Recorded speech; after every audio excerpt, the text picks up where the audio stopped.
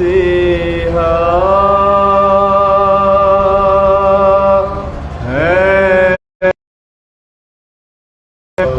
غریبوں کے مسیحا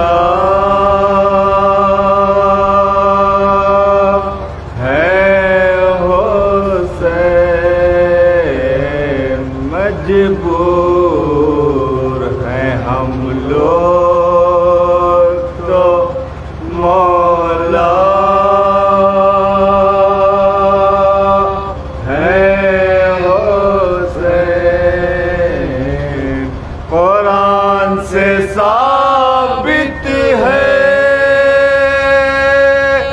شہیدوں کا وجود قرآن سے ثابت ہے شہیدوں کا وجود ایمان ہمارا ہے کہ زندہ ہے حسین واللہ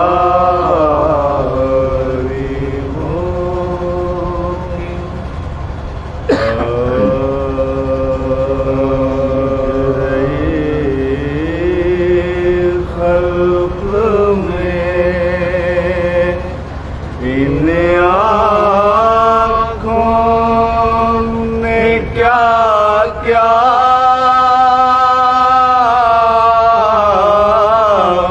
دیکھا پر کہیں صفت پیغمبر سا نہ آقا دیکھا مجرئی خلق میں جا کے زینب نے مدینے میں کہا صغرا سے جا کے زینب نے مدینے میں کہا صغرا سے کہوں کس منہ سے کہ پردیس میں کیا کیا دیکھا مجرئی خلق میں ظلم مجرئی سجاد نے کیا کیا دیکھا ظلم مجرئی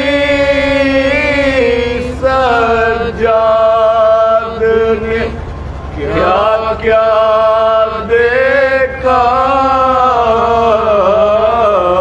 گھر لٹا قید ہوئے باپ کا لاشا دیکھا مجرئی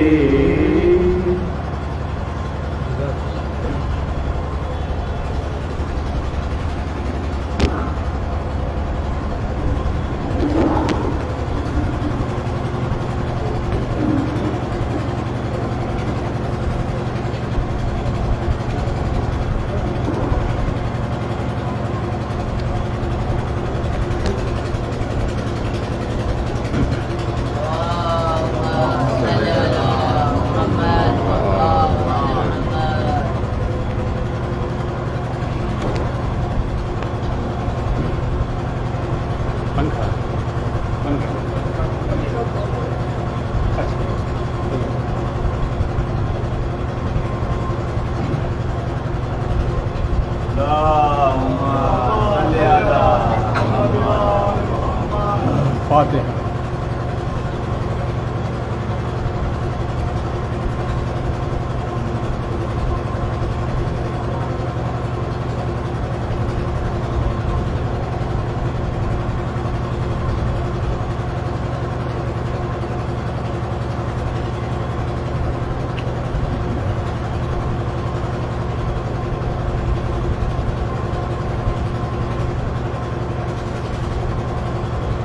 عزیزان محترم،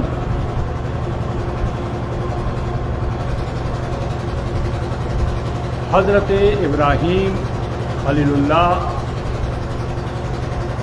اولو العزم پیغمبر تھے، صاحب شریعت تھے، مگر عجب ان کے بارے میں تذکرہ ملتا ہے، خلیل اللہ کے درجے پہ فائز تھے۔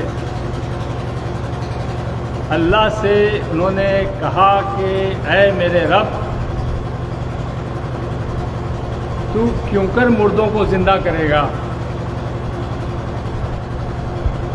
اور عالم نے کہا کہ اے ابراہیم، کیا تم کو یقین نہیں ہے؟ کہا یقین ہے، بس ایک قلب کے سکون کے لیے دیکھنا چاہتا ہوں کہ تم مردوں کو کس طرح سے زندہ کرے گا۔ حکم ارشاد رب العزت ہوتا ہے کہ ابراہیم 4 پرندوں کو لو، مختلف پرندوں کو، ان کو ذبح کرو، ان کے چونچ منقار کو الگ کر دو، ان کے گوشت کو کیما کر دو، اور 4 پرندوں کے کیموں کو ملا دو، اچھی طرح سے ملا دو، اور اب جو سارا جو آپ کے پاس گوشت کا ذخیرہ اکٹھا ہوا ہے 4 پرندوں کے ملنے سے، اس میں سے تھوڑا تھوڑا 4 جگہ پہ رکھ دو، مختلف مقامات پر، دور دور مقامات پر رکھ دو۔ منقار کو اپنے ہاتھ میں رکھو، اس کی چونچ کو، اور ایک ایک پرندے کو آواز دو،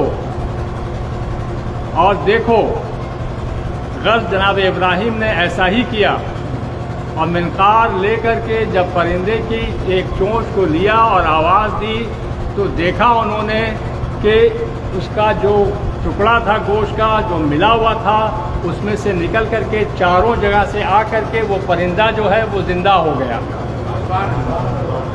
درود بھیجیں گا۔ حضرت ابراہیم خلیل اللہ اولو العزم جیسے پیغمبر نے یہ خواہش ظاہر کر دی پروردگار عالم سے کہ یہ تو مجھے دکھا دے کہ تم مردوں کو زندہ کیسے کرتا ہے، مگر ہماری جانیں قربان جائیں اپنے مولا امیر المومنین علی ابن ابی طالب پر،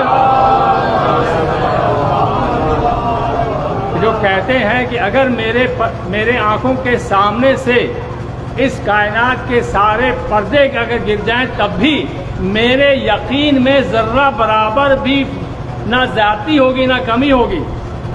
اے پروردگار عالم، میں تجھے سجدہ کرتا ہوں، نہ تو نار کے خوف سے نہ جنت کے لالچ میں تجھے سجدہ کرتا ہوں، کیونکہ میں نے تجھے لائق سجدہ پایا ہے۔ درود بھیجیں ایک بار۔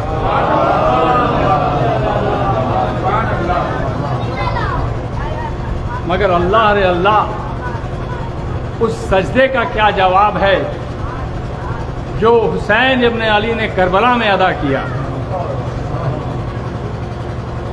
حسین کون؟ حسین ایک جب امام حسین علی مقام کی ولادت کا دن ہے اور آسمان سے فرشتے نازل ہو رہے ہیں، جو درجوگ فرشتے آ رہے ہیں جا رہے ہیں، اور ایک فرشتہ جو ماتوب الہی ہے جس کے بال و پر جل چکے ہیں وہ پڑا ہوا ہے، پوچھتا ہے کیا قیامت آ گئی ہے کہ تم آسمان کو چھوڑ کر کے زمین پہ آ گئے ہو؟ کہا نہیں پطرس، تمہیں نہیں معلوم، آج مرسل اعظم سرور کائنات کے گھر میں ان کے چھوٹے نواسے کی ولادت ہوئی ہے۔ اتنا سننا تھا کہ پطرس کے دل میں محبت امام حسین آ گئی اور خواہش ظاہر کی اس نے کہ مجھے بھی وہاں تک لے چلو۔ خود چل نہیں سکتا ہے، عطاب الہی میں مبتلا ہے، فرشتوں نے اس کو پکڑ کر کے اٹھا کر کے اپنے ساتھ وہاں تک لائے۔ اب کہتا ہے کہ مجھے یہاں نہیں بلکہ اس گہوارے سے مس کر دو جس گہوارے میں رسول اللہ کا نواسا لیٹا ہوا ہے۔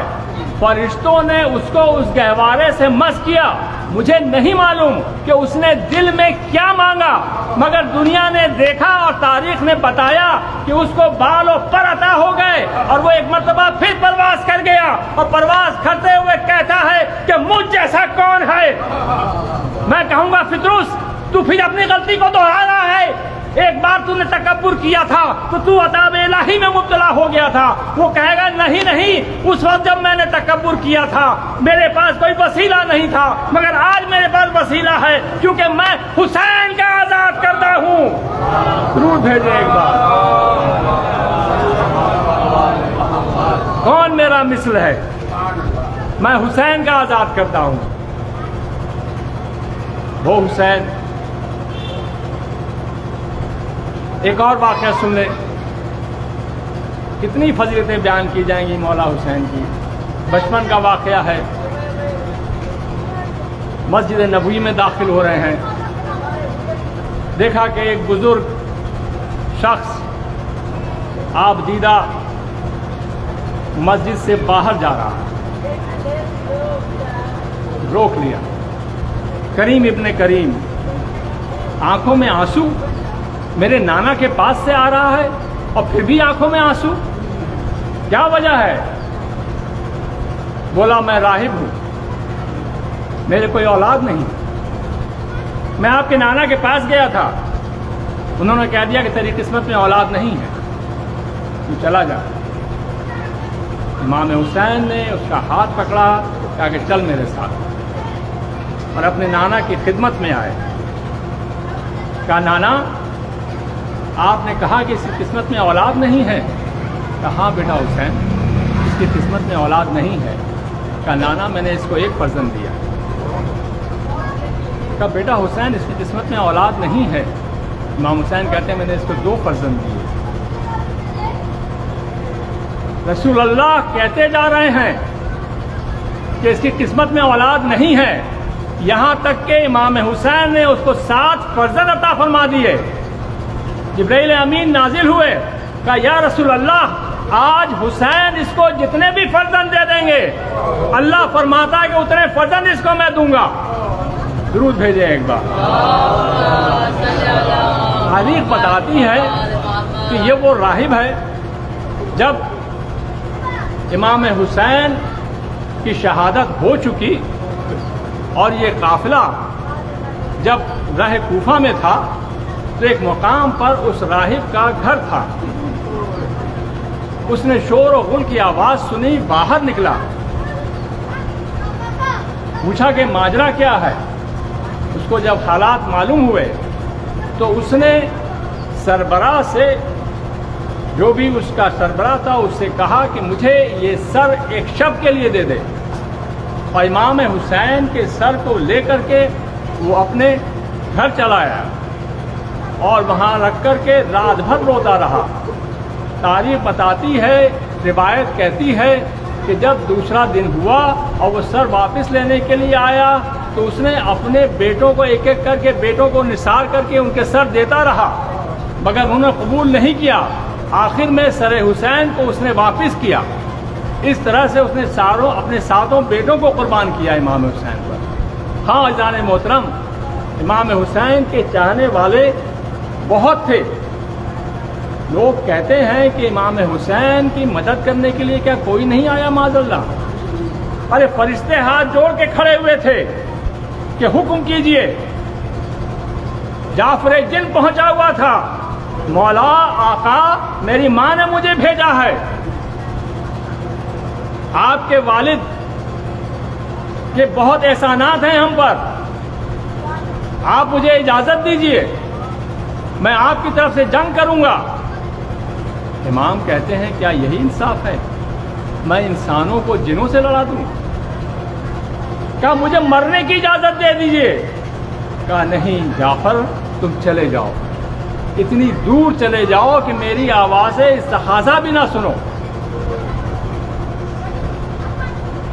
مدد کے لیے امام حسین کی بہت آئے, مگر امام حسین کو اپنا وعدہ طفلی نبھا رہا تھا.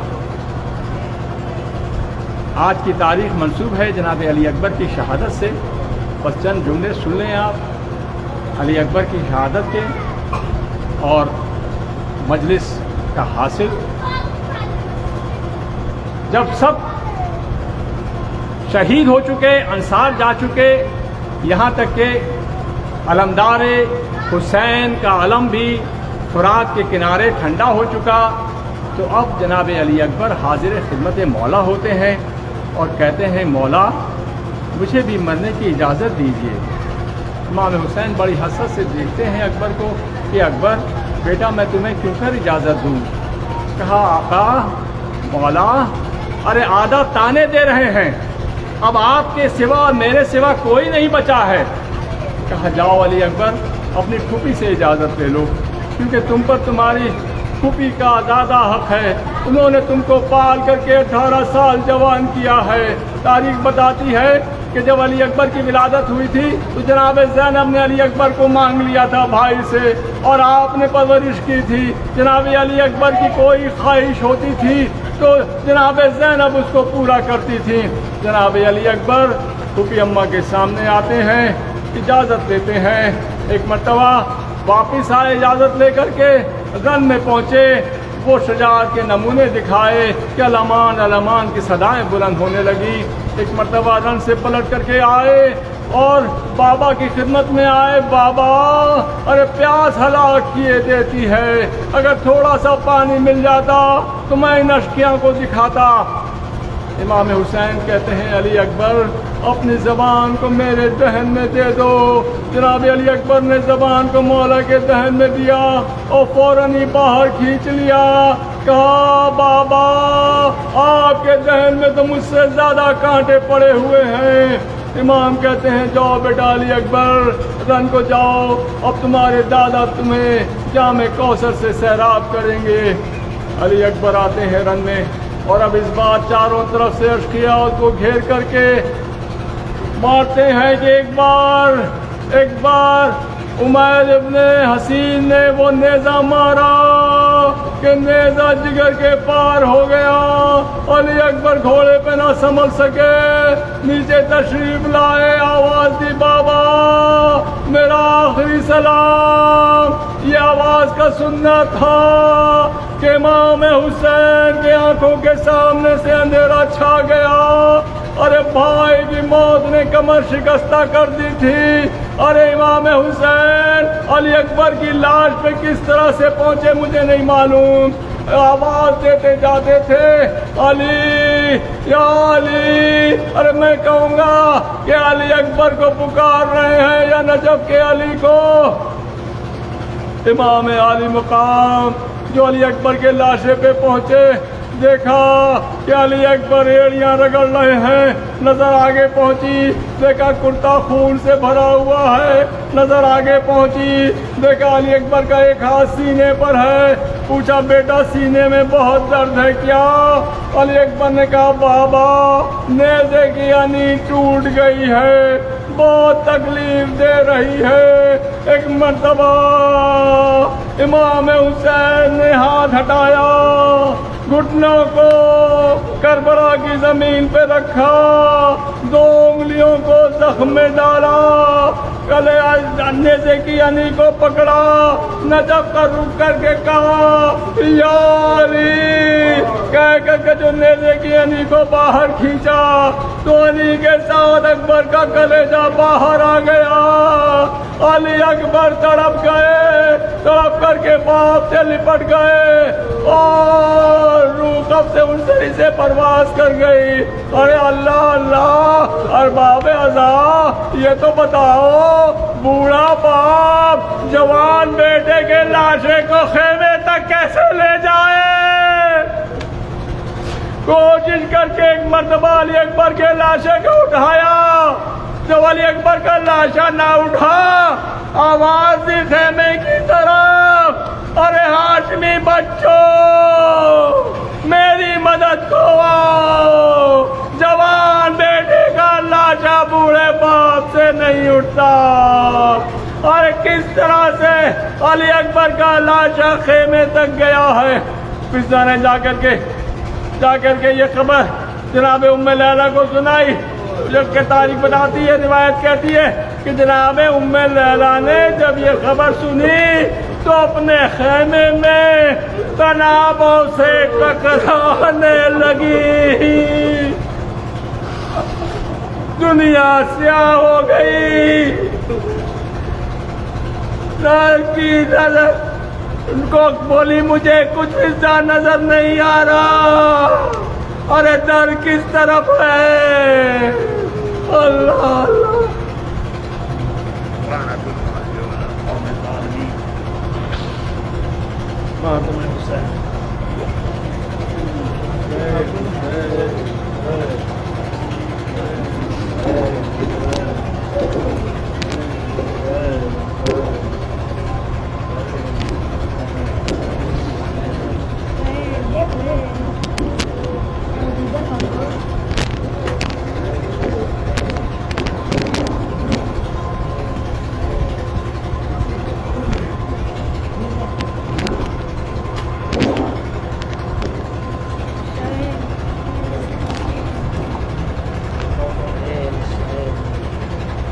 پڑھو نماز پڑھو تم حسین والے ہو، خدا کو یاد کرو تم حسین والے ہو، پڑھو نماز پڑھو تم حسین والے ہو، خدا کو یاد کرو تم حسین والے ہو، پڑھو نماز پڑھو تم حسین والے ہو، خدا کو یاد کرو تم حسین والے ہو۔